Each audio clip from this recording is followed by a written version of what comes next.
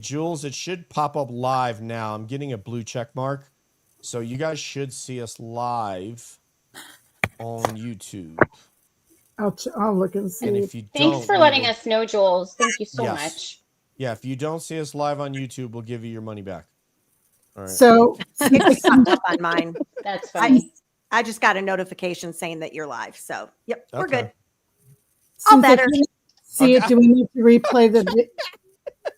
Do we All need right, to everybody, back to the lecture at hand. I think where we were at, and to use the words of Dr. Dre, I mean, come on. Bia, what the most interesting thing about this, and I'd like to get your commentary, is what the ladies are talking about. Thank you very much, Captain Jerry.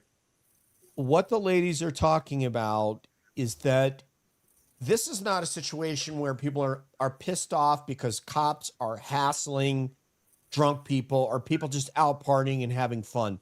In this case, they're saying you actually should have been hassling her husband.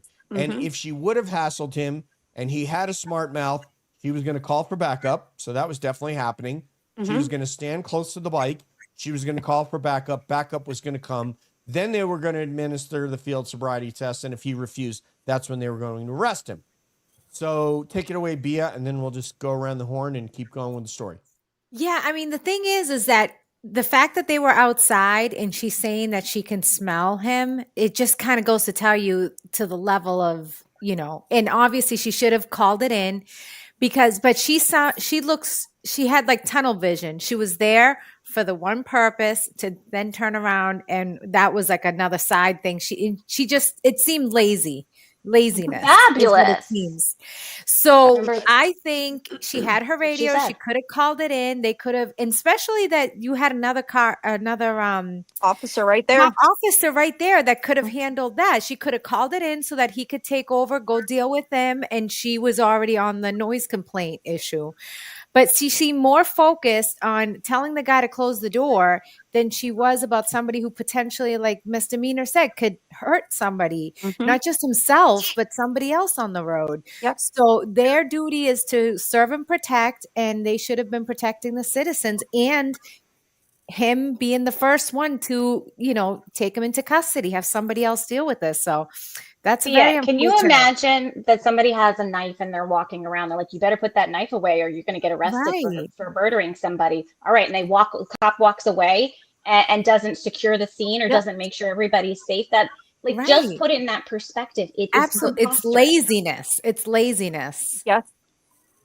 Yeah. This is very interesting turn of phrase, because normally the folks that Kara and Jason hung out with, when police come over, you're pissed. You're like, we're having fun. We're not bothering anybody. Get the hell out of here.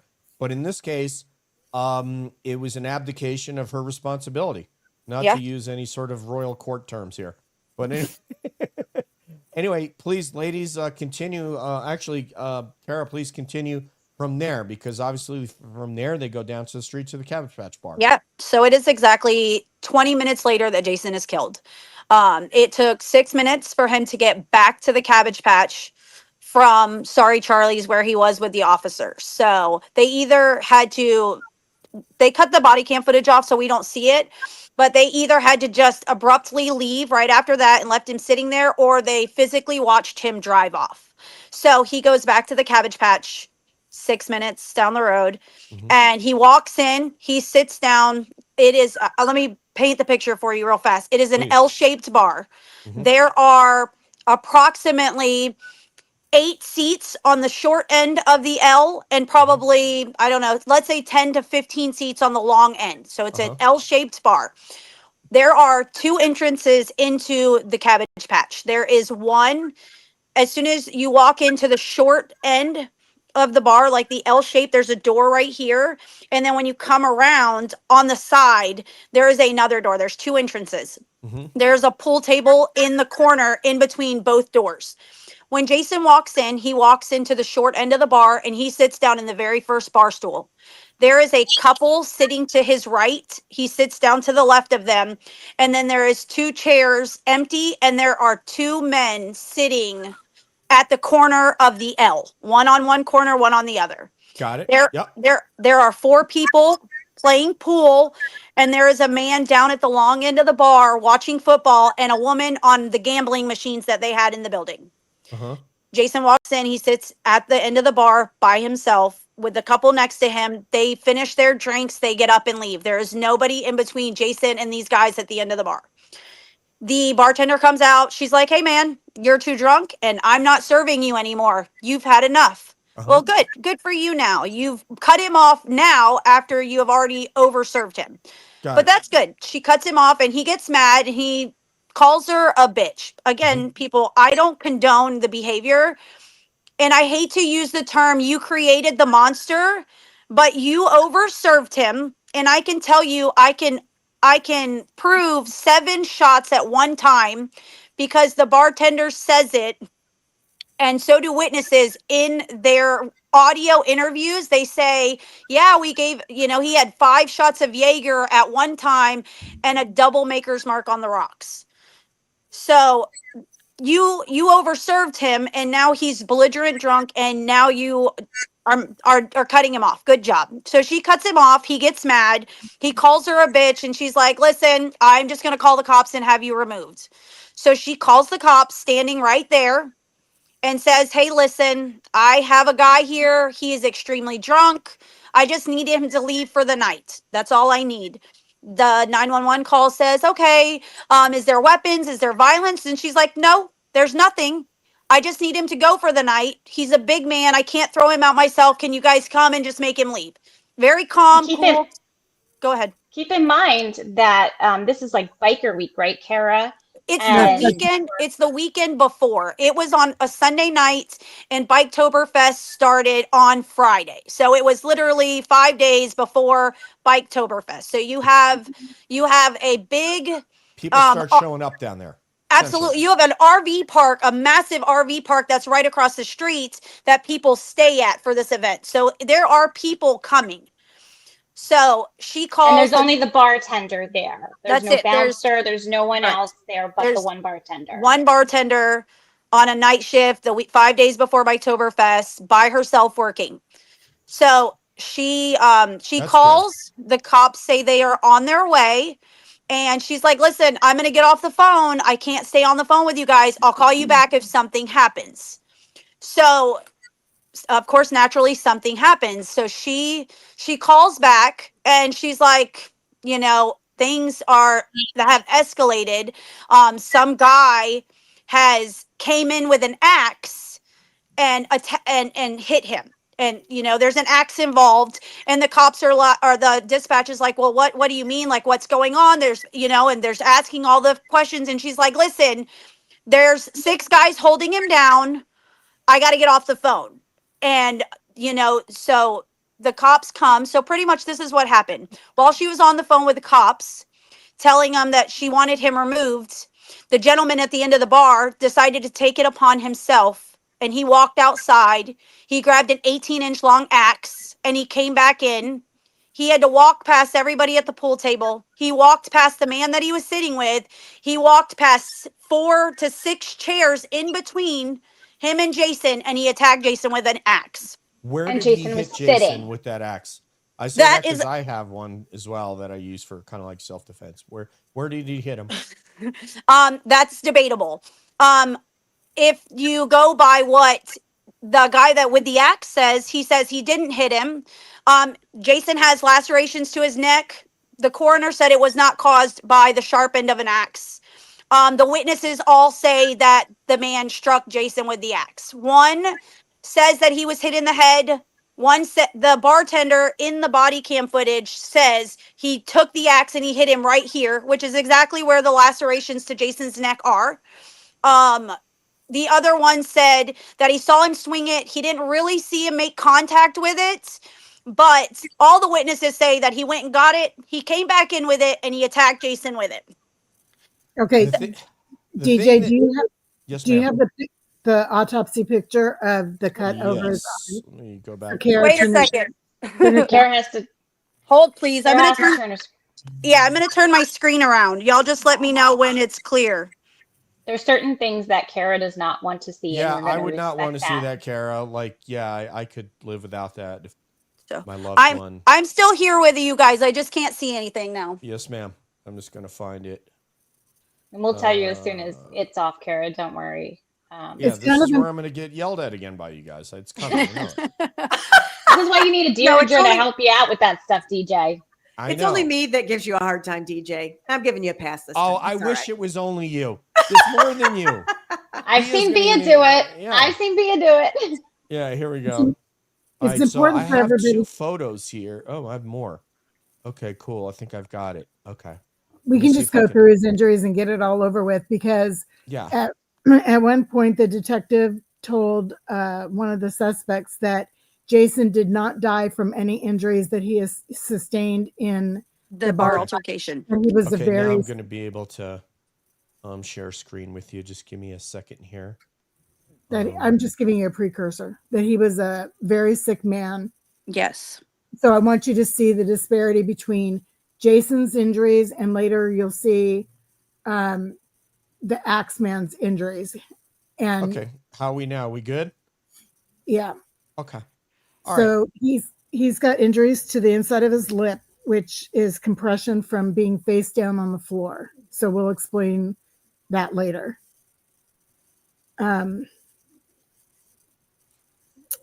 We'll Not sure what You're like they're showing after here. he got There's hit. an abrasion. I Oh can Lord, see. have mercy. we need another. Go on to another one. Okay, so this shows his lumpy head, and so he had 2 or 3 blood clots under his skin, and I don't know if we're going to show that picture or not, but yeah, and you can see some injuries here, but it's his other eye. Hematomas and so forth. If we have that.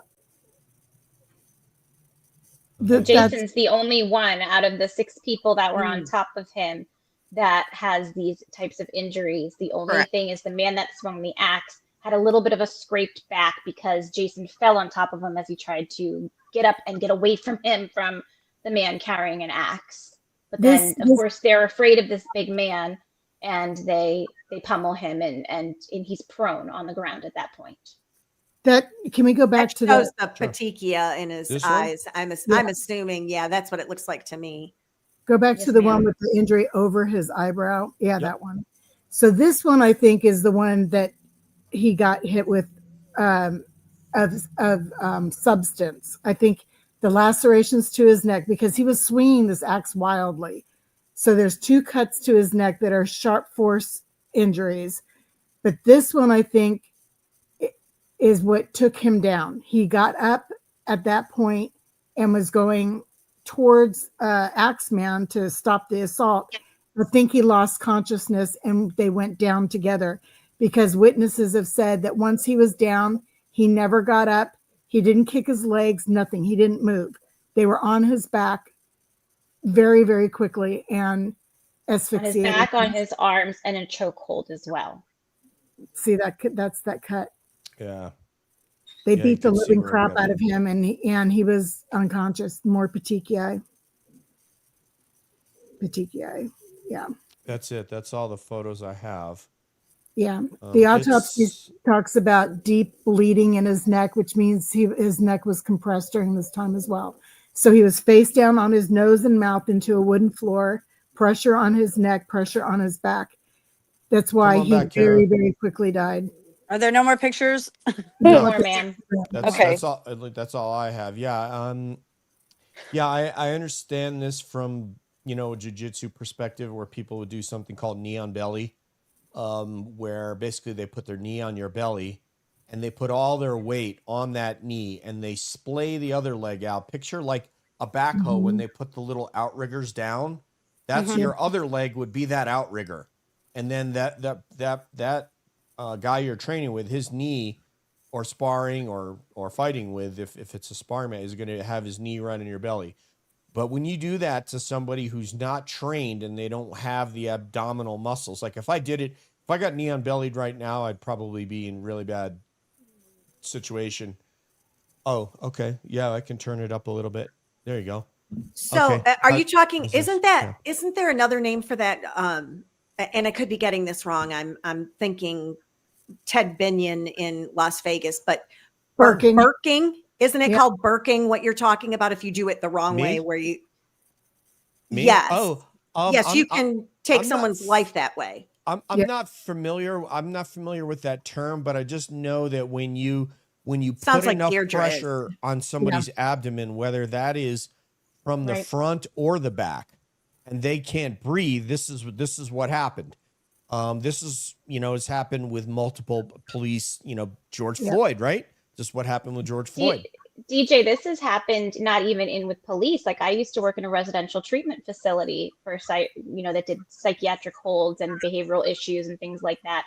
And we used to do prone restraints. Now we were highly trained on where you put pressure. It is only on the arms and the legs. It is never on the body. Right. You never put it on their back.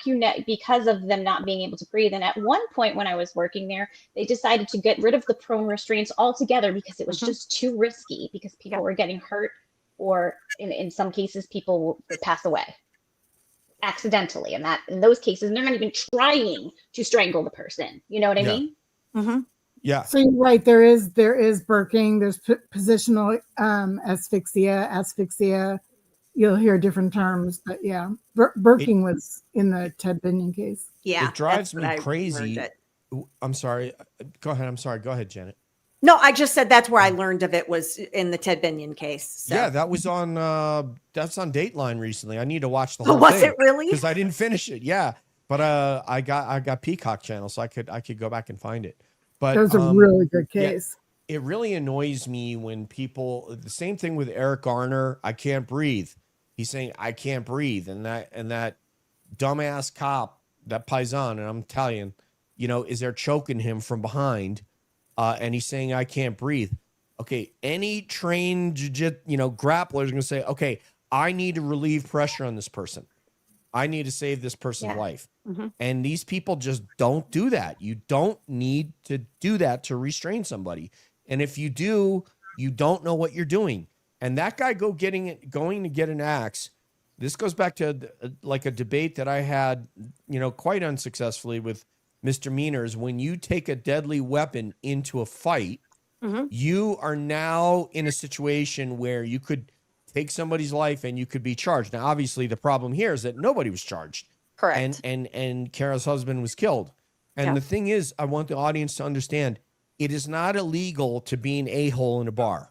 Okay? Correct. It's not That's illegal to say something stupid and get angry and be a boorish, jackass, essentially. Yeah. I mean, many of us have gotten drunk and done it.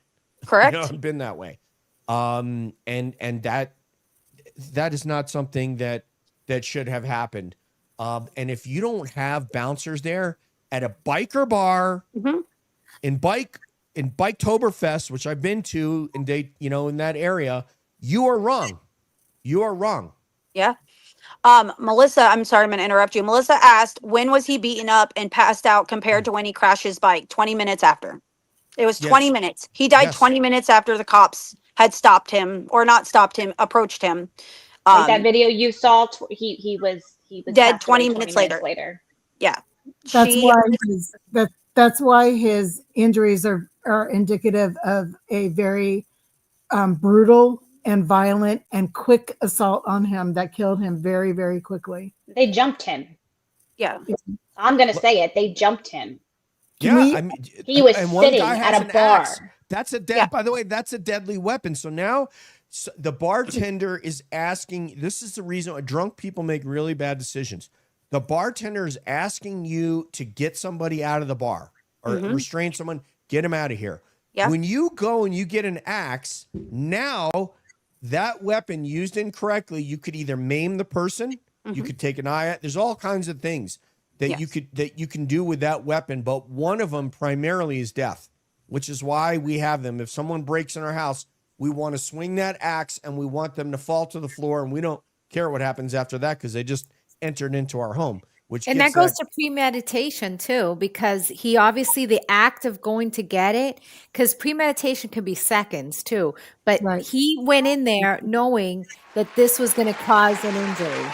Well, the other thing too, Bia, is in the state of Florida, if you have the ability to retreat, there is stand your ground laws in Florida, but This individual had the ability to retreat and go to safety, and they chose to come right back into harm. Right. So Because that's So yeah. part of the issue. tell them is- what the cops said about why it was okay for this man to go out and get an axe and come back into the bar, Kara. Well, you have to remember, everybody, that they will swear and die on that hill saying that he had it on him. He did not go and get it. All of the witnesses are not, they're all lying. None of their, the 5 different witnesses all said the same thing. They watched him go outside and come back in with an axe. One said with intent. One said he came in like a wild man. They all said the same thing, and none of theirs is credited. None of it holds water. The only persons that they say is valid is the guy that said, I had it on me. So they're saying he had it on him, therefore it is not premeditated and it wasn't with intent. Because he had it right there, he was able to use it right then and there, and that is how the stand your ground counts. And he was defending the honor of The honor of the bartender, because Jason called her a bitch. He was allowed to defend her honor. And We're in not Florida, there's no duty to retreat, even though he did retreat. Right, it but illegal to call stand somebody your a bitch? ground I don't isn't know. I get to come back in and then and pursue you. That's not stand your ground. Well, they But- can make a case for defense of others, but there was no others because there wasn't anything going on. Correct. Well, I happened to do a little research before we came on here tonight, and I have a couple questions Mhm. about that particular time frame. Mhm. One is, and I think I know the answer, but I'm going to ask it anyway. The individual that had the axe, Yep. supposedly what I read is he had it on him because he was going to sell it to someone, and they never showed up. So was there any sort of pursuit to confirm that No. story? None. There was none at all. There This was is no great. pursuit. There was no pursuit to confer anything. They didn't confirm anything. That same man, the axe man, Jay Keeney, said that Jason had tried to fight him at Sorry Charlie's when Jason was there. Okay, so 20 minutes prior, supposedly Jay Keeney had seen Jason. The officers actually went and had a whole interview with the owner of Sorry Charlie's, and the owner went in depth about how his camera system is phenomenal. He bought a very high-tech camera system so that none of these things could happen, and they didn't even ask for the footage to show proof that Jason had tried to fight this guy. Because I truly think that they did check the footage, and it doesn't show that at all, so therefore they didn't want that to be used because it And hurts their case.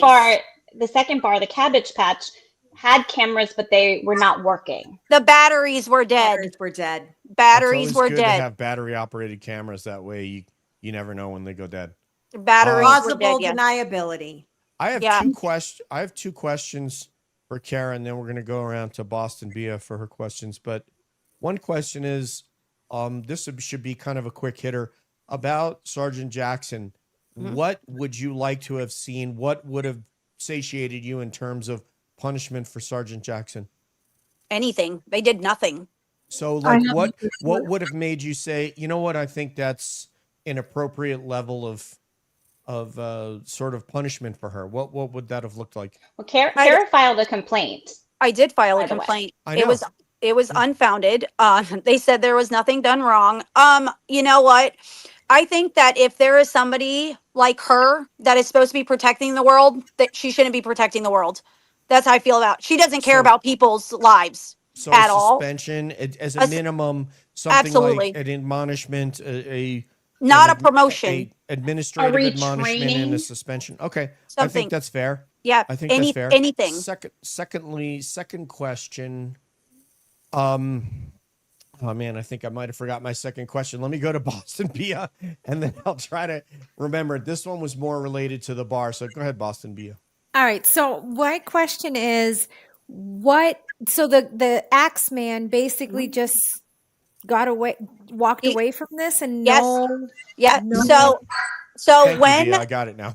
yeah, when Jay Keeney hit Jason with the axe, That is when, might I say, Jason never got off of a bar stool until he was physically assaulted. He never stood up. He was still sitting on his bar stool when Jay Keeney hit him.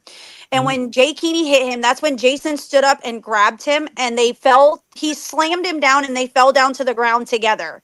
Jay Keeney, the guys jumped on Jason at that time. Jason never stood back up. He never threw a punch. He never hurt anybody at all. Jay Keeney just got out from underneath him and he left the scene. The officers didn't look for him that night. They didn't speak to him for days. Yeah, two of the men left the scene before the officers got there. The two people that Okay. instigated it. But- The only two people that instigated it. One left the of bar. them was the one with the axe, but we don't think Correct. that there's anything to Yes. basically Can investigate I break here. in? Because I'm going to forget again, Amber. I just forgot twice in the Go ahead. last 60 seconds. I'm like, wait, I remember. Okay, she triggered my memory. I remembered it. Oh, now I forgot it again. What is it? All right. It is. Wait, I think I forgot again. Oh no. This is what you get for having a friend that has ADHD that constantly interrupts. I'm so sorry. I will keep my mouth shut No, you didn't. for the It's next not you. 3 It's minutes. totally not you. So It's not you. what It's triggered it was when I asked her that that Axeman basically there was no like he got away No. with murder. okay. Yes. Okay, I got it. Okay. I got it. Okay. This is central, I think, to what you're aggrieved about. Why do you think that the police have put themselves in a position to protect Jay Keeney and others? It's easier to keep your stats up and not have a high death rate when you use stand your ground and self-defense, because it doesn't count against you. I think that they are very much protecting the cops, because there is so much more than them just killing Jason and that being the end of it. Because the same exact cops that didn't arrest him are the same exact responding officers that refused to save his life. They didn't even try to save his life. So they wanted it hush hush, under the rug, dismissed, closed as fast as possible, so that their officers weren't in the spotlight for what a horrible job they did. And that's what I truly think. Stand your ground in self-defense is easy write-off because it here's- doesn't count against you. But the thing is these guys had killed Jason before the officer arrived, is what we surmise. Oh, yeah. That's why Absolutely. I don't know- 1,000%. So why are they trying to give plausible deniability to him Can I- instead of saying yes, please? Can I Any of please you. chime in? Because this Please. is the one that threw me over the edge, is when I saw the responding officer at Cabbage Patch and Jason is lying prone, not moving, not breathing, blue. Blue. The officer comes over and handcuffs the man, tells Yeah. them not to get off of him. Yes. Yeah. Okay. Then when it gets even further, when they do finally realize that this man's not breathing, he goes to give CPR and doesn't know how to do it, but he doesn't do it right away. One of the bystanders had to literally grab the Yes. cop's hand and put it on Jason's chest to do CPR. And he didn't do it correctly because we can't find any record of where he's had this training and the way the trainings are in Florida for officers with CPR and first aid, because Well, they the only have to have it in the academy. And then Yeah. after that, they don't need to renew. Yeah. Well, the civilian was telling him, no, you got to do it harder. Because I watched the body cam. You got to do it harder. Come on now. And it's got to be faster. Like at this rate, it was And just one a person. and two and three and four yes. and 5 and 6 and till 30 I and was 2. horrified because that dude should not be a police officer. He also got promoted after this. He was detective. walking around there and behaving like misdemeanor would behave in that situation. Like, oh my gosh, there's this man. He's just lost his life. Oh my gosh. You No, were- Let misdemeanor. me put- You would have done here, better. You would have done better because you Well, had yeah, I you would had the have. same reaction as me when I saw that video, and then I'm like, wait, you're just supposed to. I had CPR 25 years ago. I know what you're supposed to do, at least in general. And then they didn't even turn the music off. Did you notice that? I'm like, gosh, you're coming in here. It's gonna be crazy. Can we play the video at least in the Absolutely. beginning? Yes. Absolutely. Kara, Can. turn the camera. I have it queued up. I'm- Well, actually, no, I don't, hey, but I'll get there in a second. I'm actually okay. I'm gonna walk away for this one. Yes, ma'am. Yeah. I don't want to listen. So Can't imagine you seeing this. All right. Yeah. It's Bart. I'll be Deirdre, back can in you a few text minutes. her then? Okay. While you cue that up, let me give you the determination on the complaint that Kara made. they said that the body-worn camera footage does not show signs of impairment. The only indication Veach consumed alcoholic beverages was Sergeant Jackson's statements about the odor emanating from Veach's person. And I'll just add right there, that's probable cause. Okay. They're stating probable cause. Sergeant Jackson's statement. Oh, I'm sorry. Sergeant Jackson suggested that Veach arrange an alternative method of transportation from the establishment. Force watch, body-worn camera, and CAD determined that Deputy Bartzer and Sergeant Jackson immediately left the area after the call, indicating they had no further contact with Jason Veach. So it was unfounded. They said it was like their discretion if they needed to do anything with Jason being impaired on his bike with the keys in the ignition. Yeah, he met all the she had probable cause, and she had an uninvolved witness who saw him fall. Mm-hmm. So witnessed an accident and ignored it, but it was unfounded. She did nothing wrong. Their exact words to me was, it was her discretion. She didn't have to help him. Exact words to me, quote unquote. Her discretion. She didn't have to help him. Which That are we protect talking about and at, serve at thing? us the other bar or at Cabbage Patch? That was when they had him stopped on the bike, when he was on the bike. It was Right. there. And then for the Cabbage Patch, when I spoke to internal affairs, they told me that the officers only have to work at the level of what they know. So he didn't have to give him CPR at all. He doesn't have to. And I said, do they have to know CPR? And he said, I'm done talking to you. And he hung up on me. So they wouldn't give an answer on that one, on whether they have to be recertified or not. I So we love were when trying- somebody says, I'm done talking to you. It's like, I mean, Yeah. is that all you got? Like, you don't have anything else? Is that all you can do?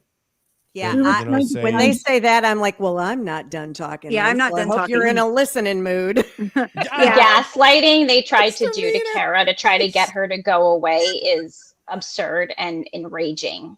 we were I'm trying- gonna, hey, y'all just text me when it's done. Okay. Because I'm okay. gonna leave for right now. So Okay, my friend. Okay. We'll get through this. We'll get to the part where that is pertinent that we want to discuss. I saw Ruby D says, is she still in the force? Oh, yes, she was promoted. Both of these officers were promoted after the fact, even when there's complaints being put there and it brought to their attention Can you guys see that it? there's No, some maybe flaws not. there. No, we can see. Oh, Oh, now I I don't know can't. if you could see it. I Okay. may have you pause. Okay. Yep. He's Can on do. he's on his back. See the checkered guy? He is on Jason's back. Hold on a second. Okay. Yeah. I don't know why he's doing that when you can just restrain. You can have one person on one arm, one person on the other arm, one person on a leg, another person on a leg. And So he's I don't still know why. alive here, right? No, I don't think he is. No? no, he's not. Oh, it looked like he was moving. Are you okay. guys ready? No, Yeah. no. Yes? No? Yes, Ready? yes, I'm ready. No, he wasn't moving. Look, okay, stop. Look, can you stop? Oh, can you go back a little bit? I want you to see Jason's head right there. It's blue. It's blue. And Yes. Bartzer is standing there going, is he breathing? I can't tell if he's breathing. Look at his back. Yeah, Well, I mean, that's right what I now, the guy's noticed. not even moved.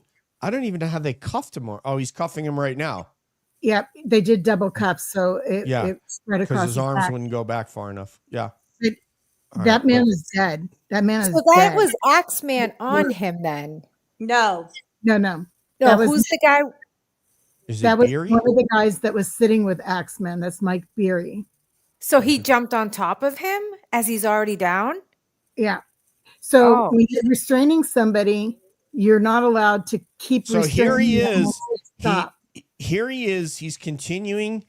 So one of the things when you have somebody that's passed out that they teach when you take CPR is you're trying to establish whether or not you're not trying to cuff them at that moment. You're trying to find out, is this person awake? You know, are they breathing? And he has not established the consciousness of this person yet. He's asking a bystander. So before he even does this, he should be checking on this individual because he just spoke with him and he didn't respond. Let's keep going.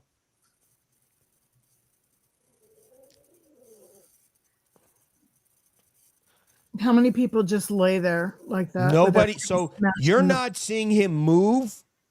No. I can't so- hear the DJ, we're audio not though, hearing- DJ. Yeah, I What? was going to say, you have the X over the audio, so we're not hearing the audio. Oh, then we need You're to back not? up. You need to hear this idiot. I'm hearing the audio. No, we see don't how, hear it. No, you Oh, see how boy. the little X button right there where your cursor is? Yep. Yeah. It's Yeah, not that- X'd. I'm hearing it. All You right. are? I'm going to have to redo this whole thing then because I'm hearing it when I play it. Yeah, the chat's saying they don't have audio either for it. No. Okay. All right. Let me try Click on another that way. microphone. Oh, yep. Nope. See how DJ, see how it has a little X right there? It doesn't is what I'm telling you. Oh. I don't see an X. That's what I'm telling you. We're I seeing can it. see it. Okay. Let me try another way Okay. to do this. So the key things to look for is him not recognizing that his head is blue and he's dead and not breathing, obviously, and telling him not to get off his back when he first got there. Do not get off his back. So he got And before back. he got there, those two men, the one with the axe, the other man, they've already left the scene. So there's a few men that are still just on top of him, even though he's not moving. Mainly just sitting right in front. So say if you want to close the doors and or just turn it down a little bit. Wrong video. Great. Try again. Oh, man. Well, I'm looking in my, I'm trying to share it I love from it. there and I can't see what file. It doesn't explain exactly what it is when I'm looking at it. It's a bunch of Look for numbers. Bart there. So I'm going to have to having to guess. DJ, look You for know, Bart. Bart's we a need this beast. little bit of comic relief, Oh, there it is. Okay, it's the second one down. There we go. Okay, let's try this. And then we'll come fast forward. Can you guys hear now? I ran a motorcycle tag in my call. Can Yes. You, Yes? he doesn't have a Yes. Florida Yes. deal associated with him. Can you try and... Hello, this is Devin. This might This be the is wrong way button. further in. Yeah, this is Wake right. up! What happened exactly? Come on! Hear the music? Yeah, they're still playing the music. You Oh gotta my gosh. This And is what what awful Bart's music. He's on This him. is the guy, interrupting his breathing. Let me get this hand, boss. Hey, you good? Hey, he's out. So he's right out cold. now, he Freeze should him, but he's not out cold. be cuffing him. All right. He cannot establish what's going on with this man right now. He should not be cuffing him right now. You good? Firearm, send me medical code 3. I got one that's unconscious. Hey, hey, Hey, you good? roll him on the side. That's It's the all first done. thing he Hey. should have done. That's the first You. thing he should have done. Check for breathing, check for if his airway's blocked. Now he's got a civilian checking his pulse. Okay. One on the floor, everyone's still dancing and fun. There was another... The music. With the sleeper hold on him. Okay. Oh, DJ, you're not going to get stricken for the music, are you? Okay. What's that? No. Hey, man. Hey, you good? Hey, buddy, I wake might up. get stricken by you guys for messing up all these different things in my productions. No. Nobody's doing CPR. CPR. Well, he has not established if this guy's breathing. That's what makes this guy an absolute moron. He has not responded to one word. He is blue. There's blood on the floor. Is this okay? I don't know if he's breathing better? or not. Sorry.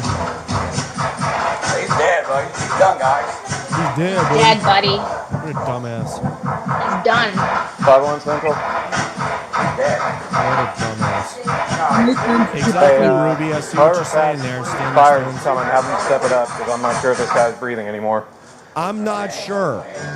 How can you not be sure, Hey. you dummy? CPR? You're an I can't tell if he's embarrassment breathing to or this not. profession. Sooner or later, CPR. Yeah. Take the cuffs off.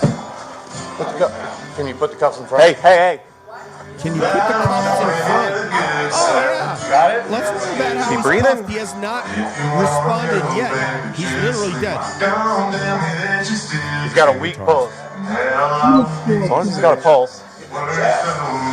What happened know to if he him? has a pulse because you heard the sirens. He decided to attack a bunch of people. He went down on the fucking ground hard on his face. No, he got a weak pulse, bro. Weak. Come on. Exactly, Come on. Standing Stone. Come on. Here, you guys I got hear you, this? Or Melissa. here. Come on. Come on. Come on. That is not the police officer. That was somebody that was on his Central, back. we're doing CPR. Right in the middle. Go down this way. Get down the order.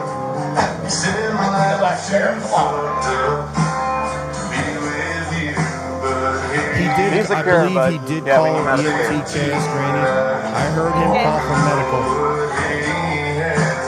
He at least did that right. There's the one thing he did. Come on, motherfucker. Wake up. Come on. Come on, motherfucker. Yeah, there you I already go. got one coming. Come on, bud. Wake up. Wake up. Hey, just take up like that shit. Stop. Get in there. Fucking get in there. Hey. That's him telling the cop to get in One, there. two, Do it. 3, 4. Like that. Come on. Grabs his hand. 32, dummy. Hey, Let's man. go. Faster, wake he up. ends up saying. And you don't stop. You have to get that pressure up. They never arrested anybody, Jules. That's right. I'm sure you already looked into the case, so you know. Yeah, right there. That real.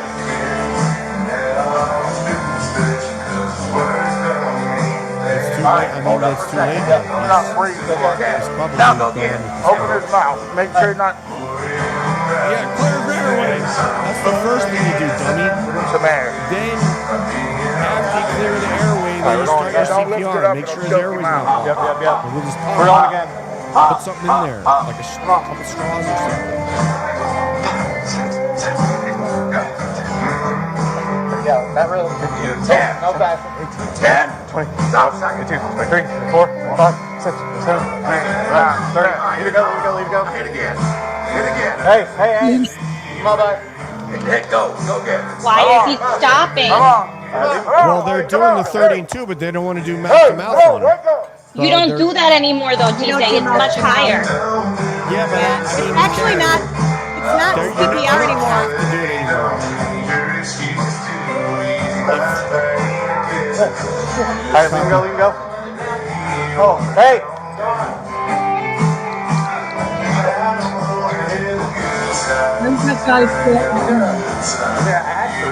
I don't know where it is. I just saw him on the ground unresponsive, so I'm trying to keep this under control. They actually, it's just called chest compressions now. They don't do mouth to mouth. Yeah, they hands let the only. heart It's, go. Yeah. it's optional. It's optional Yeah. because I took it last year for my Hey. my side hustle.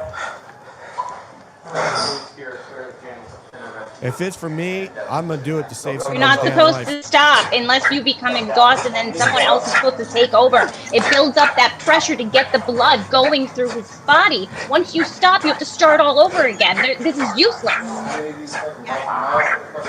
Hey. They don't even teach that no more. No, we don't do that.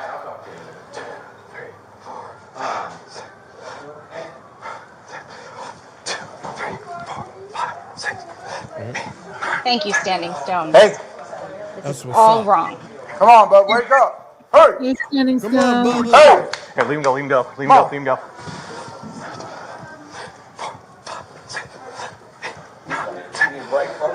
No, I'm good.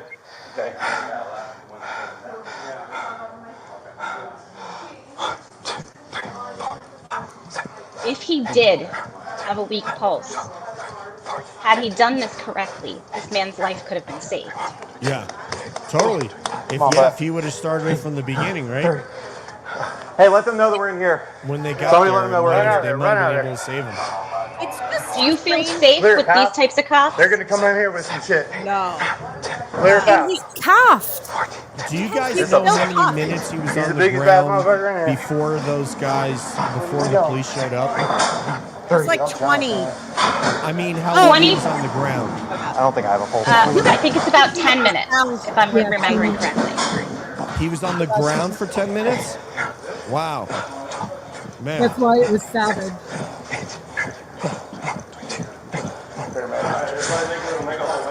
What happened exactly? What caused? He's secure. All I got is that he was involved in a. Here's your glasses, sir. Thank you. He's secure. He's not the one with the act. He's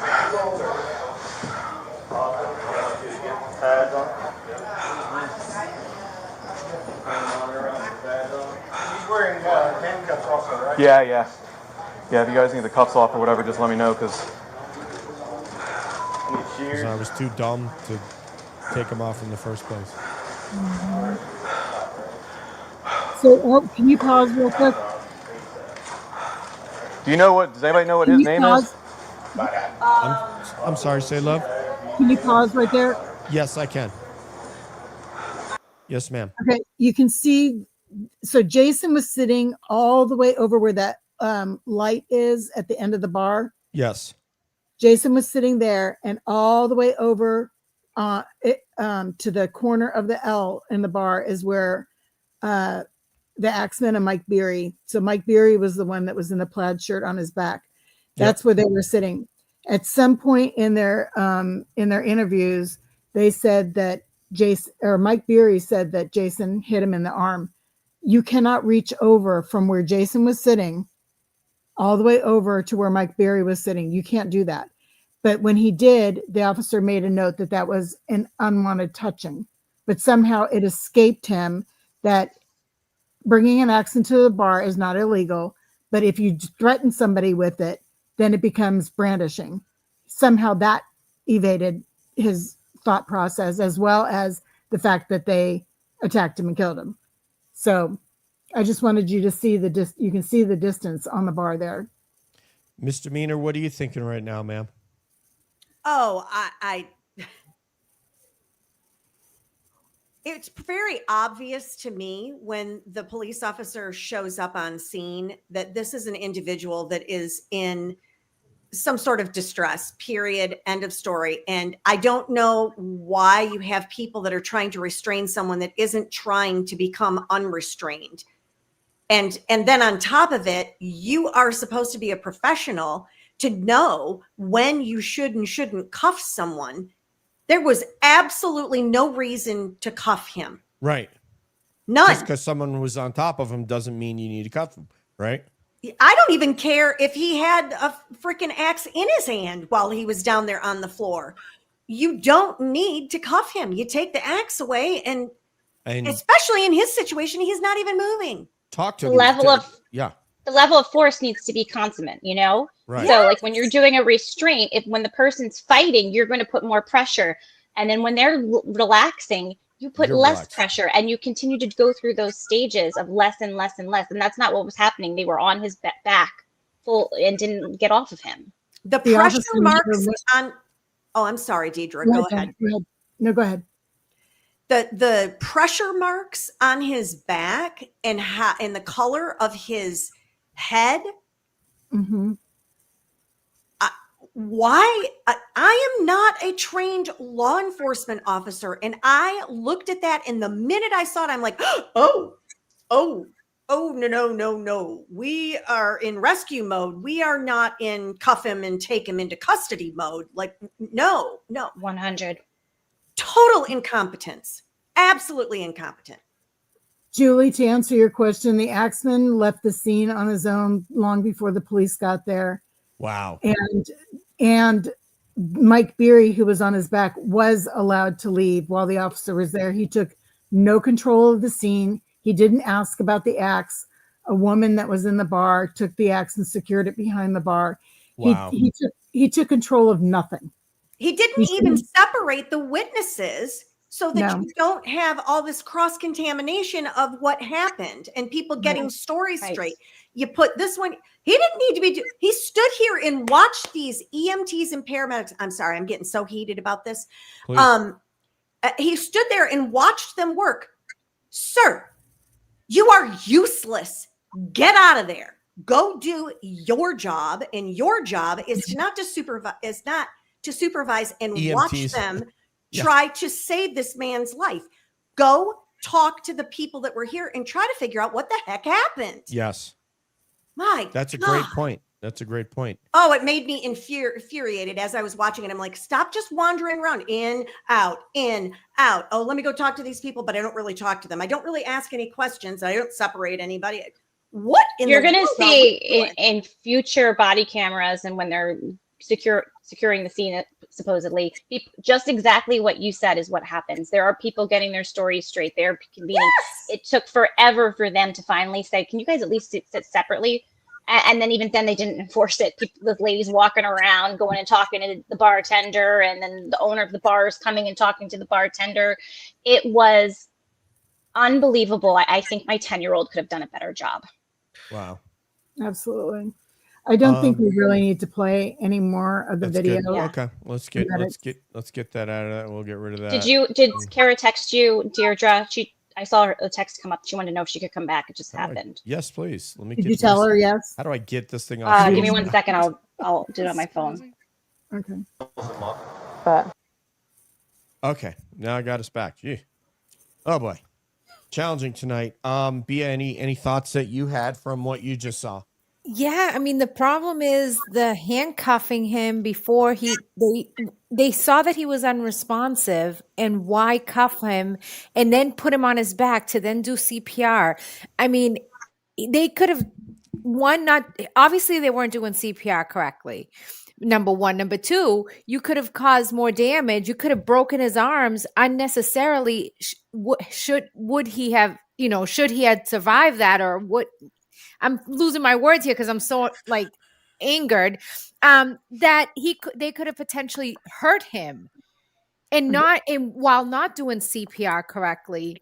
Well, the thing is, to your point, what you're saying, and I think Mr. Meaner was also saying, when you come onto a scene and they're holding a guy down, the first thing you want to do is talk to that person. Right. And the problem with this guy who's surely's not capable of brain surgery is if you can't communicate with the person, that's the first thing I want to do. Because he's like, hey, buddy, and he's not answering. Someone's saying he's out. Dude, are you a doctor? Shut the fuck up then. You don't know if he's out. Let's turn him over.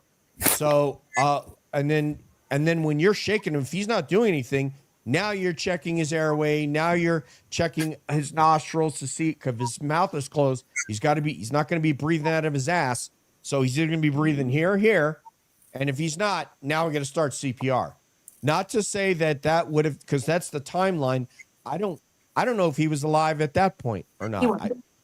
Okay. So in your opinion, Kara, if this individual, this police officer would have known CPR and would have started that process as I laid it out, do you think, or he was already gone? He was gone. Jason was dead within minutes. Okay. He was in. It's proven that even say a healthy human being being restrained and can only last 90 seconds being choked.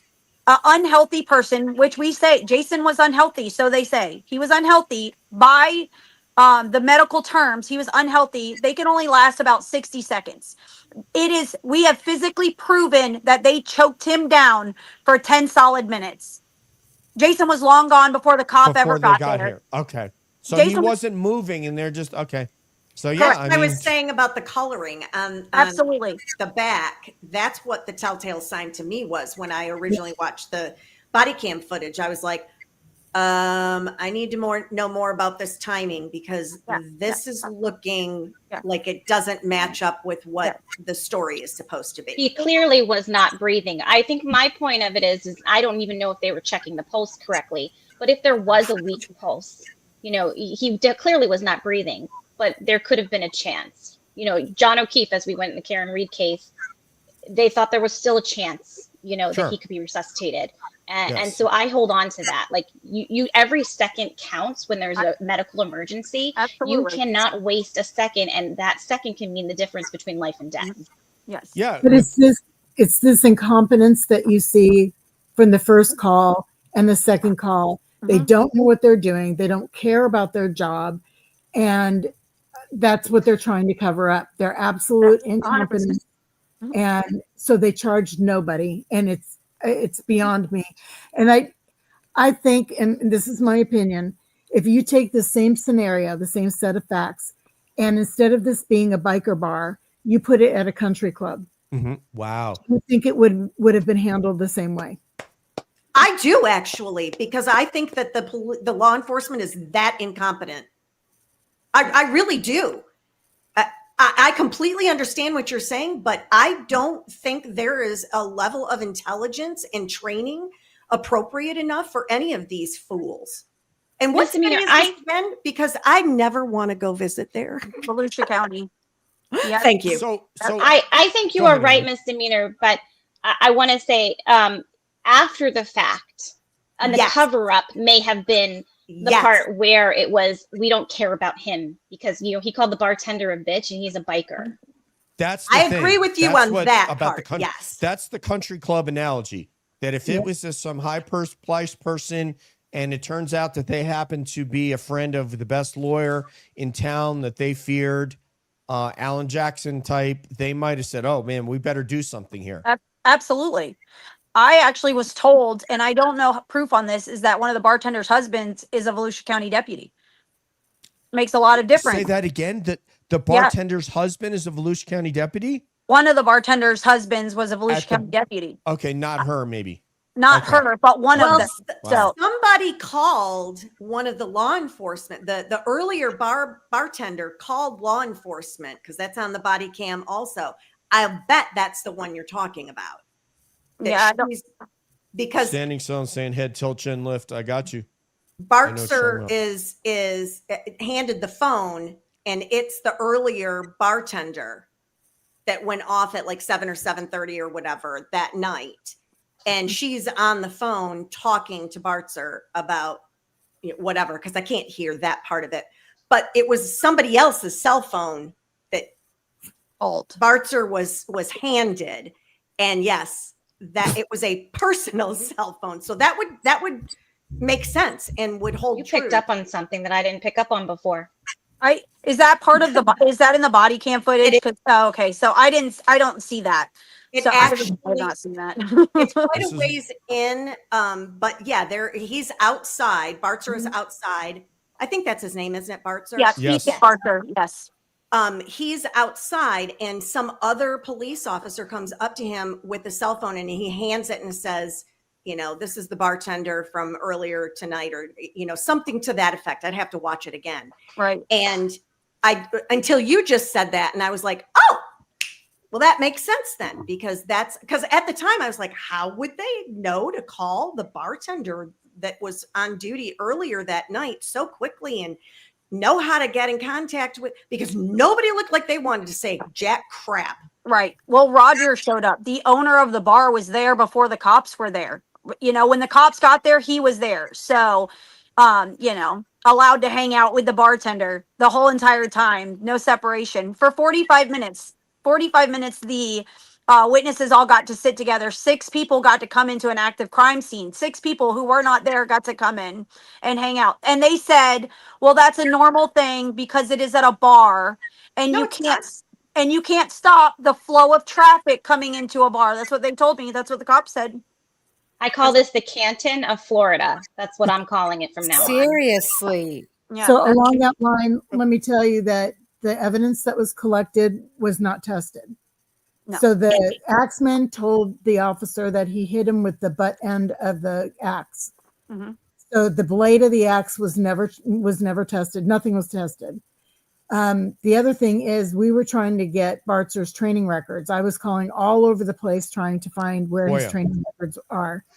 So I found the Florida legislature gave control over the certification for officers with FDLE. FDLE didn't have any training records for him. The state of Florida does not require CPR training after they go through the academy. None. They never have to be trained on it again. That's what Amber was telling me in our first discussion about this case. Yep.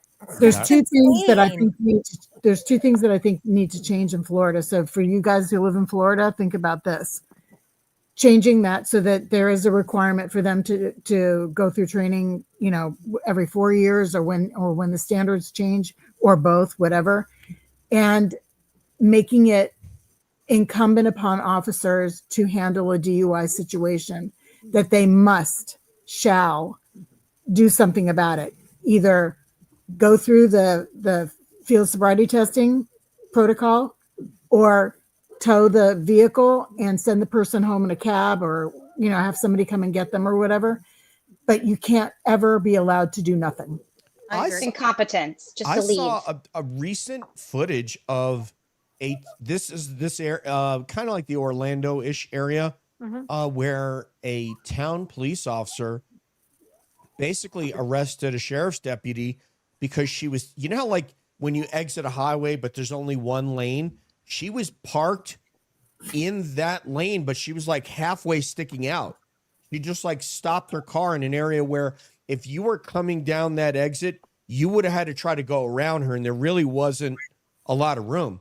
So this town police officer or city police officer pulled up behind her, and then as you watching the footage, it turns out that it's a sheriff's deputy, and they arrested her for DUI. So it does happen, but there are cases like this where she either was scared of Jason, or I don't know what her problem was. She Lazy. should have She just called. Lazy. Yeah, I was lazy. gonna say, I don't know that even having additional laws or anything, it comes down to accountability and do your doggone job. Morals, just do the right thing, Just do your doggone job. I have worked in a professional capacity my entire adult life, and I cannot tell you how many incompetent managers, well, I can't say leaders. They're not leaders. They can't lead themselves out of Just it. managers. Yeah, not leaders. Yeah. But just incompetent individuals that don't know how to hold a team or hold people accountable for what they're doing. And this is yet again, because if they just did their job, that's all anybody is asking. It says on their vehicle, protect and serve. So I don't know how much more basic we can make their responsibilities, but you need to protect and serve. But if nobody's policing the police, if nobody's holding them accountable, then nothing happens if you don't have good leadership. Yep. Right. I know that. This is what I want to get to in sort of my next line of questioning as we sort of head towards the end. I'm kind of curious what, Kara, if there's any appellate level, if you can appeal to the, Florida Department of FDLE, or from a civil perspective, can you go after these individuals with what you have from a civil perspective in a civil case?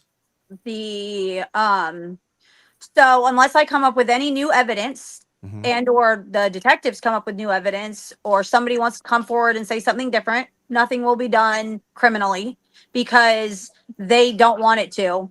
They're not going to speak to me again. Maybe if you could get somebody to look at the evidence like you guys did and read the police report is very false and misleading. Very much so. It paints Jason out to be the bad guy. But if you could get going to the attorney general, if by some chance you can get one of them to sit down and look at everything else with the exception of the police report, it could have a different outcome. Or at least in my opinion, it does, but I'm biased. I can look at this and be like, none of this adds up. This is wild. You're saying this and this is not it. And doesn't add up. But criminally wise, unless something magical happens, nothing will ever be done criminally. Civilly, I've sued the Cabbage Patch. I have sued the Cabbage Patch. I'm actually not supposed to talk about the Cabbage Patch at all, which I don't talk bad about the Cabbage Patch. All I say is that's where it's happened. That's where it did happen. We just say the facts. It's the fact. That's where it took place. And the reason your attorney said that he didn't see enough evidence to hold accountable any of the Axeman or Beery or any of those individuals. No, that's not the terms that they use. The terms they use is there's no money in it. There's not enough money in it for them to go after those guys. So it's past the statute of limitations. So they all get to walk away scot-free. There's nothing. The statute of limitations on a civil basis? Civil basis. No, for criminal. Well, criminal. So for criminal, criminal, there is no statute of limitations to be But civil charged there is. criminally. Because it was declared a homicide. They Because have it as a closed case, but it was It's still clo- declared. Correct. It is manner a of death is homicide. Yeah. Yep. By asphyxiation, homicide.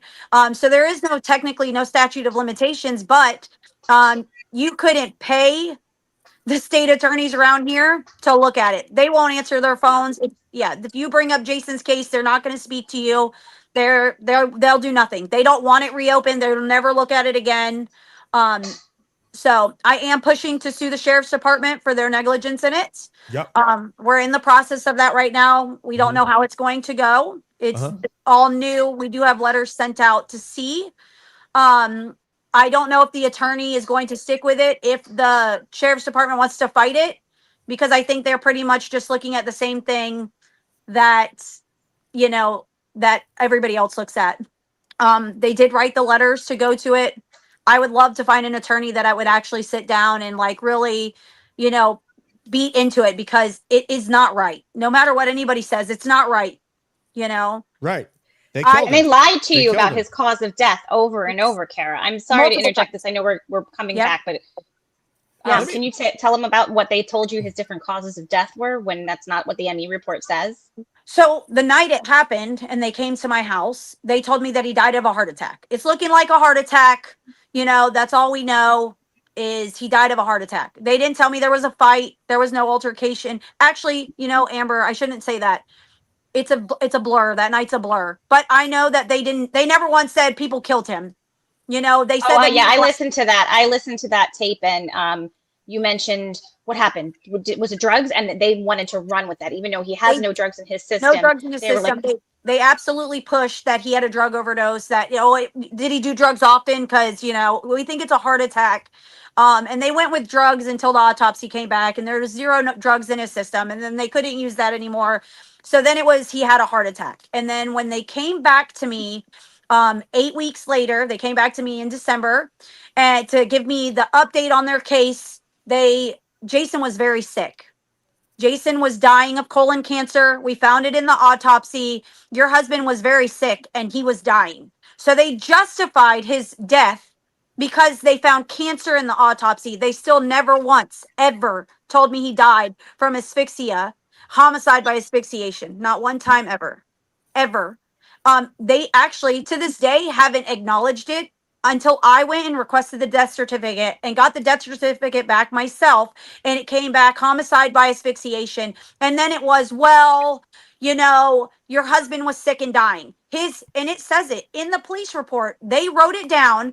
Jason Veach's health contributed to the reason why charges were not pressed. That is mind-boggling to me. Yeah, because if he were healthier, then he would have been able to breathe, even though he had 6 people on him. Don't you know this, Kara? Yeah, right. Come on. Yes. He would have been able to survive being choked for 10 minutes. Had Ethan Bartzer not slowed down and decided to take his time, he might have been there in time to save Jason's life, but he decided I wanted to slow down while he was driving. We could put all kinds of things on it. They never once wanted to admit of what happened. And, for Hatchet Man, Jay Keeney, he has no charges. Their exact words to me was, no victim, no crime. Jason did not survive to press charges. So therefore, no charges will be pressed on him. And the state attorney, Birchmore didn't survive, but charges could be pressed. Yeah, well, they're not going to press charges because the axe is not what killed him. And that's what they say. The axe didn't kill him, but so they're not looking at that at all. They do not give a shit. They have never once addressed Jay Keeney being any issue in this. And they said that, the guys will never be charged because they were defending their friend, and they have every right to defend their friend. You can't prove that they weren't scared, for their friends' lives. And that's it. So, in as far as a civil case goes, get this dude out of here. Whoever's modding for you, this got a smart ass mouth. Otherwise, I can fix this. As far as a civil case goes, I know I don't want to talk about any specifics, but I want to talk about generalities of the process. And in that process, there's the ability to depose everybody that you need to depose. And if for no other reason, I think that might be the best avenue for you to try to go down with any sort of civil case. Is not necessarily, you need to find the right kind of attorney that is not necessarily interested in it for the money, but interested in it for the justice, and get the depositions of everybody involved is what is going to give you the ammunition you need to move the needle. So Right. what is it that we as the public can do for you to try to move that needle? I don't know. Spread the word. You know, I don't know. We need Find attorneys. an attorney that will take it, you know, that's not just interested in how much money can I get. Right. You know, that's what we need. Well, we're the LawTube community, so surely we can come up with somebody that would be interested in pursuing something. So when we started working with Kara, Deirdre did a very thorough job of getting all the documentation, all the videos on OneDrive, and having something that could be presented to attorneys to help Kara, making sure that we got the paperwork in that needed to be in before the statute of limitations to preserve her rights in that case. And then our next part is also, since they're not going to hold themselves accountable, getting the word out and doing whatever we can to make sure people help us to get justice for Jason, because sometimes it takes a village. It takes our voices to get these people to act, because they're not doing it on their own. Right. We have to hold them accountable. Yes. They had 90 days to the respond. panel, do you guys think that we're simply looking at, if we get another attorney, if we get the right attorney, that this could turn this around for Kara, starting with Mr. Meaner? Let's go all the way around. Oh, I absolutely believe that. I think if you have, like I said before, an attorney that's interested in fairness and justice and isn't in it just for the almighty dollar, I think that will make the difference. Those are very difficult to come by. And so, but you're in the right community to eventually find someone that is an active member of the bar and can pursue a civil case in the state of Florida and aggressively pursue it. Correct. Bia, what are you thinking? So, I mean, I think it goes back to the negligence at the first, when they were outside the first bar.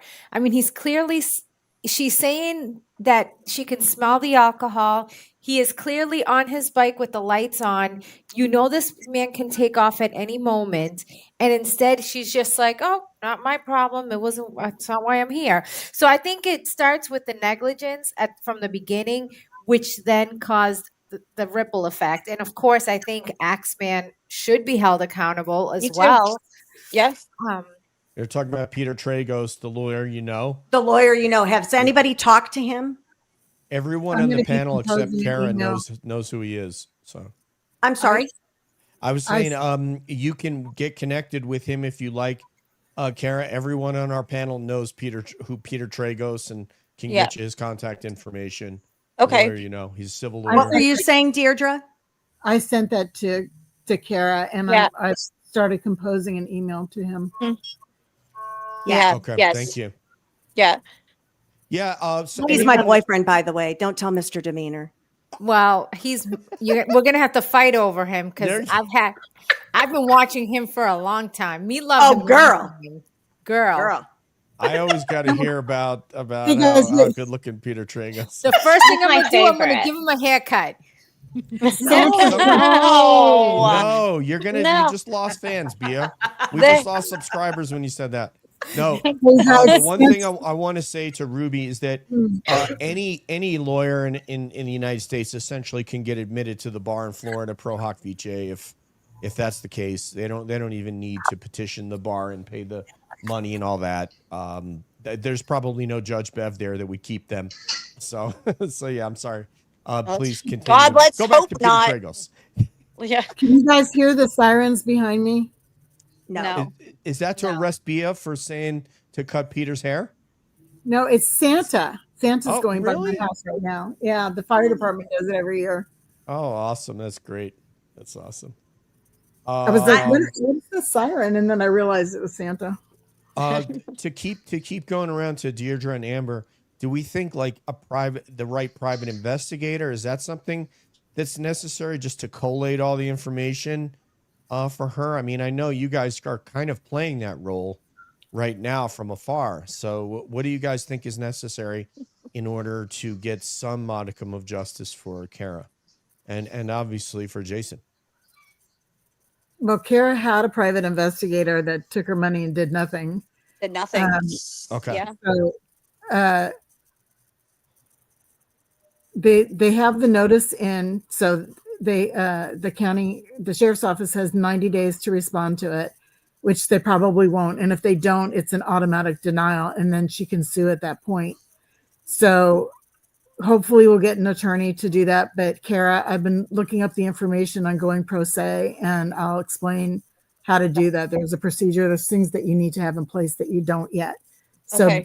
simply being the spouse is not enough in Florida. You have to be assigned by the court as a personal representative. So I'll talk to you about that process. But Okay. either way, we'll work at getting her an attorney, and if not, help her go pro se. Let me see where the petition Yeah, is. pro se because- is when you represent yourself, right? Yeah. Yes, ma'am. And And you even can- if Peter Tragos isn't able to take the case for you, at least you're going to have a connection to someone that you know is reputable, that isn't going to send you to some jackwagon someplace that is going to soak Right. you. So pinned to the top of the chat here should be here it is. Thank you so much, Jules. Change.org, justice for Jason Veach. Please go and search that out. I'm going to sign up for it after we're done with the show here. And with that, let's I want to kind of get everybody to talk about their channel. I'm sorry, Mr. Meaner. I couldn't, because you didn't have a moderator, I couldn't cut that guy who was being a smartass. that's Kara, okay. so I had to disconnect your stream because Oh, that's okay. yeah, as long because it would have taken your moderator to. I don't have a moderator. That's the problem. I mean that was It's why me. No, yeah, meaning we couldn't cut him because he came Right. from your stream. So And I don't know that person, by the way. no, I'm So, sure you don't. He's definitely not a misdemeanor type of a guy. No. So No. anyway, Every once in a while I get one like that. you know what? It happens. We've taken calls on air. You can't imagine some of the people that we've taken calls and what they say, but everybody in radio knows you're going to get some nutcases. So, my favorite word, jackwagon. They like that. Oh, we got to bring Deirdre back. Misdemeanor, you are a hoot. Like you're my spirit animal. I got you. Isn't she? Like I appreciate that. She's like our favorite new person this year content creator that we've collaborated with. How many shows have we had you on already? Oh gosh. Probably like 8, 9. Five. I was gonna say 8. Yeah, Really? Has it at been least. that many? Probably, yeah. I mean, you've I been think on we're getting 2 or close. 3 round tables. And, Yeah, I am happy to talk about cases. I am happy to inform people. My channel, we're all just a bunch of jurors. I'm the foreman, and we go over cases and try to do it from an educated perspective. I have no legal training whatsoever, but I have watched true crime since I was a teenager, and Lord Really? knows that was a long time ago. Self-trained. You're self-trained. Absolutely. And so what's you that? know, Jay? be cool is to have you on to talk about, kind of like enlighten us on several different cases that you're aware of that a lot of us aren't. So that would be another thing I was going to ask you about that. Yeah, So now I'll ask you on absolutely. live on air. Yeah, I love to talk about it. Like I said, and I've told many of my subscribers that doing this is how I stay married, because my husband doesn't have to listen to me talk about all my true crime stuff. So this is a great outlet for me. And my son had told me for a very long time that I needed to do this, because he said, "Mom, you're knowledgeable. People would be interested." I'm like, I'm just some middle-aged lady. Ain't nobody listening to me. Us middle-aged ladies are changing the world, though. That's We are. Well, that's what I'm That's saying. right. I'm a Gen Xer. That's the best part of it, because we're indestructible. So I don't know what I am except I'm alive and living my life. amen to that. So yes, I'm starting a replay of a trial on Friday night, and I'll be doing that for like a week. Every single night, I'm going to go all day Saturday, all day Sunday, and then every night next week as well. It is the Holly Bobo case out of Tennessee. Zach Adams has been found guilty of her murder, abduction, and rape, and they are right now. There's post-conviction relief hearings that are taking place for prosecutorial misconduct and ineffective counsel, and he has what I would call a very good case. And so we're going to revisit the 2017 trial because it was a lot, and a really, really wild judge, like a judge that was watching football on his iPad in the middle of the trial. That kind of wow. Y'all, I'm not lying. Misdemeanor, when is Mickey Stein's? It hasn't been set yet. Okay. Because they had the long competency evaluation time. I have not gotten any new dates on that one yet. What is coming on the pipe or along the pike is Courtney Clenny, Corey Richens, Barry Morphew. I'm trying to think who else. Mark Sanchez will be in March next year. We still have post-conviction relief hearings with Zach Adams. And I had someone very, very close to the defense team for Zach Adams reach out to me.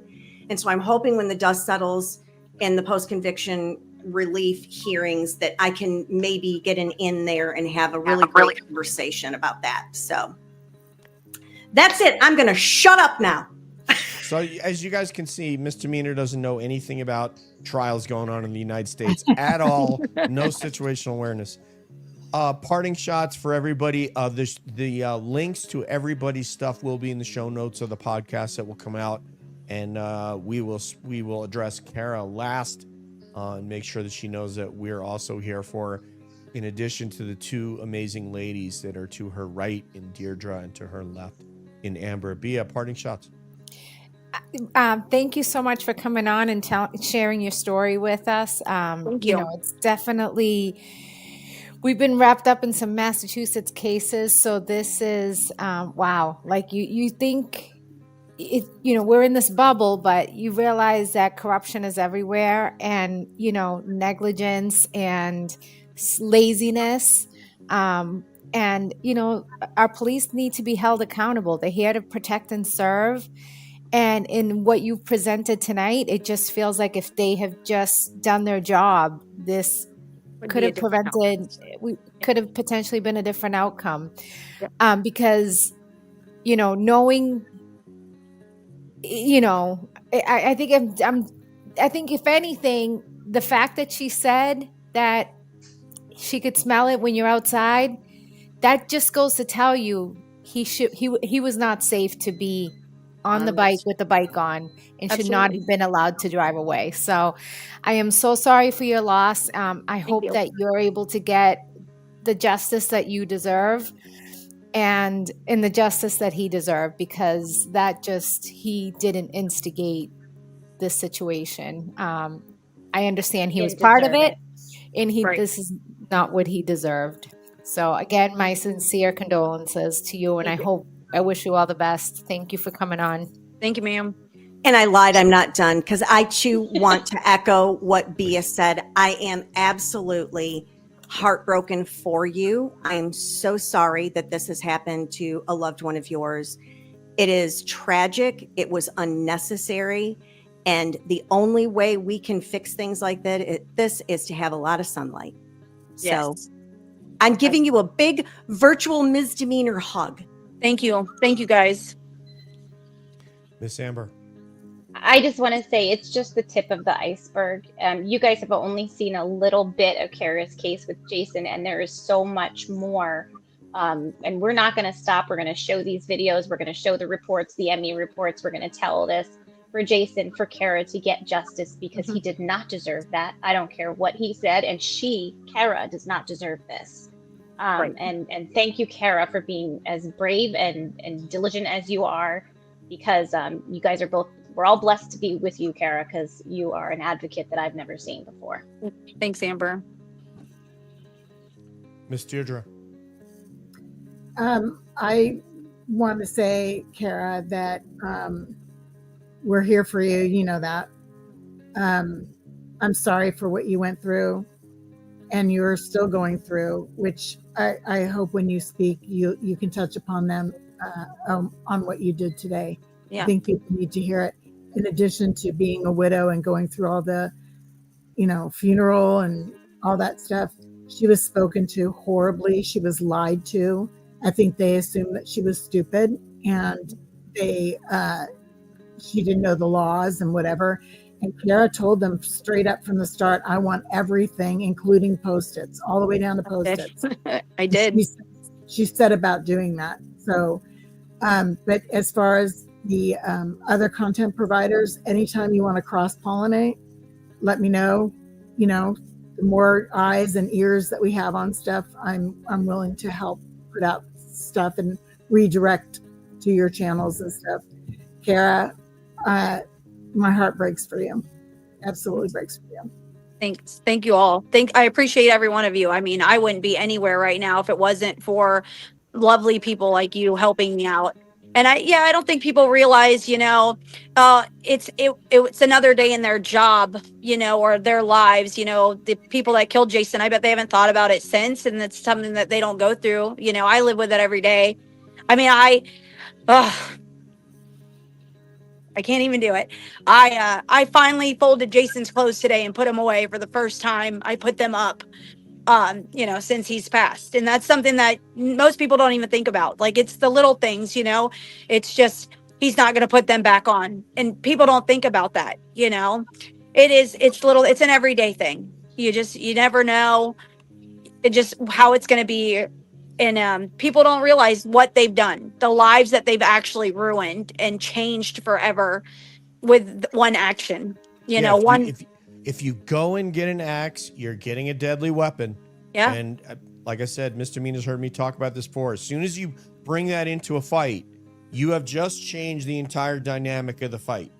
It's like when people pull out a gun. It's like we talked about this with Mickey Steins.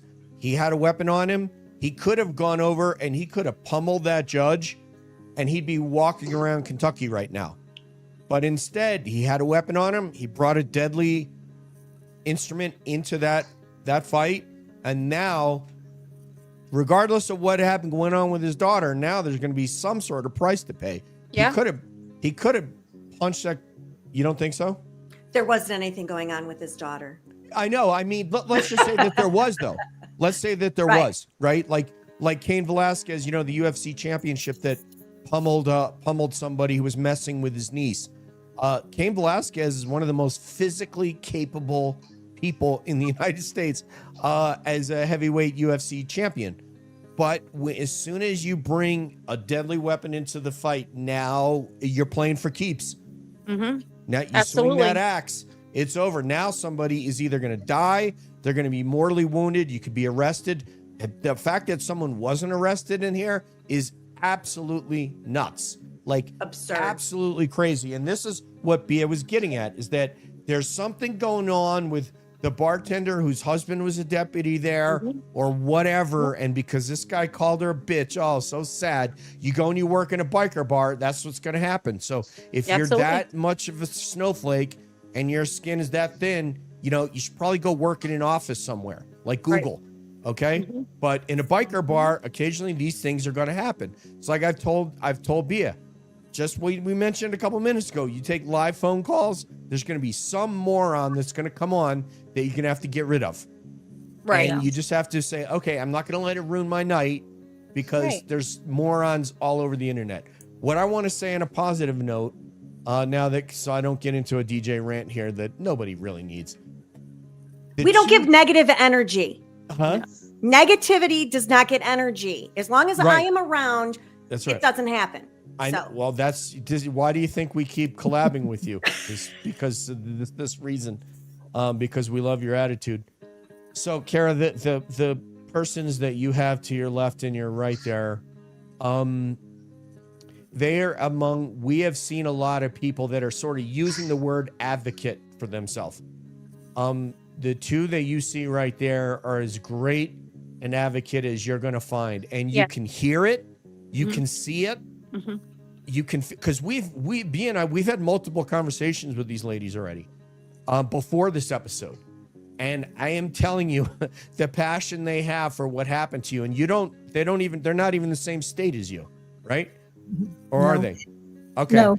But the care that they have for your case is something that I have enormous admiration for. We can definitely do a part 2, as has been alluded to in the chat, but I was already thinking of that.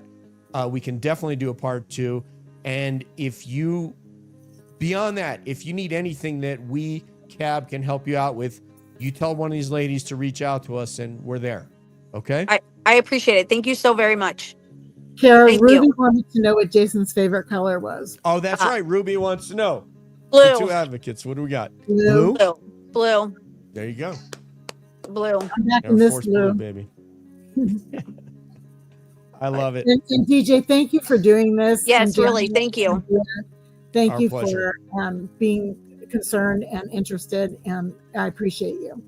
We think of it as, the way we think of it is, we're not doing you a favor. You trusted us to be able to talk about this with. Right. Dark blue.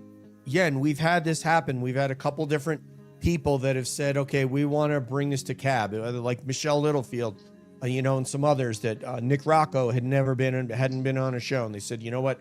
I want to come and tell my story on your show. That means more to me than anything else that you trust us. So, like I said, if we can we can definitely do a part 2. And beyond that, anything you need, just let Amber or Deirdre know and they'll get a hold of us. All right. Thank you. Yes. Thank you. Thank you. Take care.